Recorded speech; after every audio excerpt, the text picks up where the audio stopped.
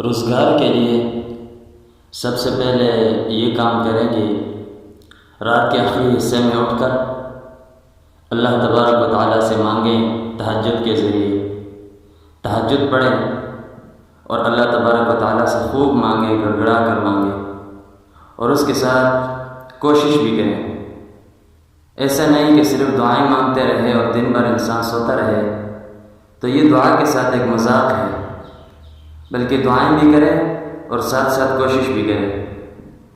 और इसके साथ दूसरे नंबर पर ये है कि या रज़्ज़ाक़ो या रज़्ज़ाक़ो या रज़्ज़ाक़ो, इसका विर्द करें और कसरत के साथ करें। दिन भर चलते फिरते उठते बैठते इसकी कसरत से इसका विर्द करें।